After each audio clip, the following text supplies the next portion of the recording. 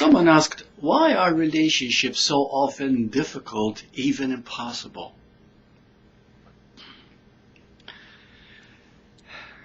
There is a very strong reason for that, because you are a human being. Now, the human part of us is that part which is conditioned. It is old, in other words. It is based on the past. It is who you think you are based on the way you've been brought up to believe you are. And it's made up of your religion, tradition, all beliefs, nationality, and so on and on. But there's another part in you, the being part, which has nothing to do with conditioning. It is always new, fresh, and alive. It is who you really are right now as you listen to this video. This is who you are, the being, and we keep missing it. It is the being which is love. Truly. And this is why we're always searching for love. Look at what is happening on the internet now.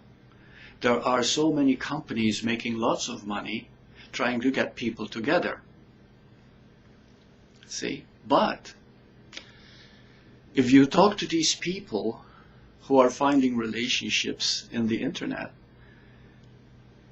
they'll tell you another different story. Why is this so common, this difficulty? Because it cannot be any other way. Let me explain. See, when we forget the being, we as humans are craving that love, which is our very being itself. So we want to feel nurtured, we want to feel loved, we want to feel to belong.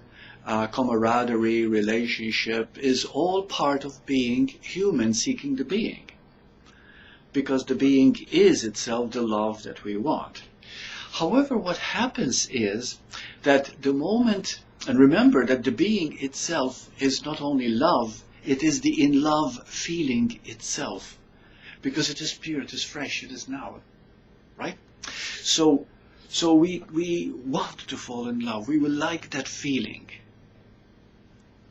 And so when we meet someone and we feel that attraction, we feel whatever, the vibrations of that someone, we try to own them.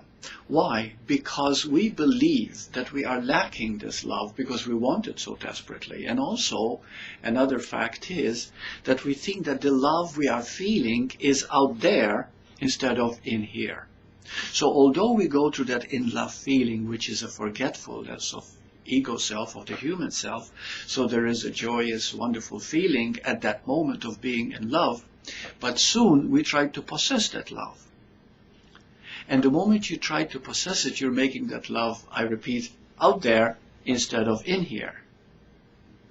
And so, this externalizing of the love that we really are creates two opposites in us called fears.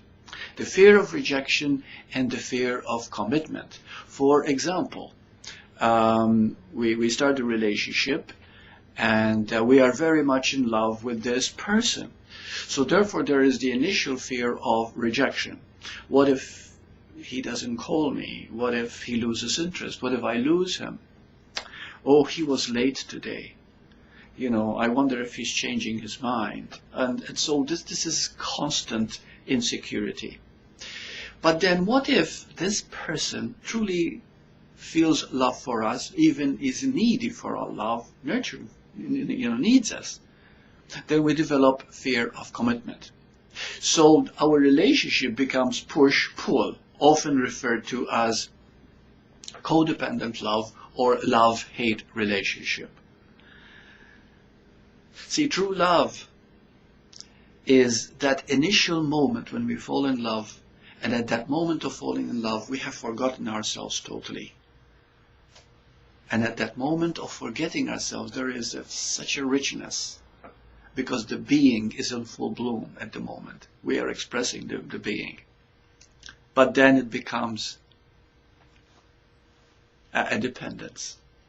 And that's why it becomes difficult, even impossible. So, We are all learning through every relationship. We are learning something very precious.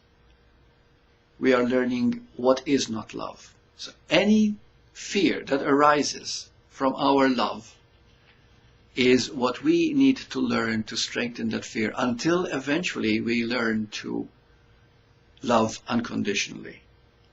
And that is moving towards our unified field, our oneness, our being state.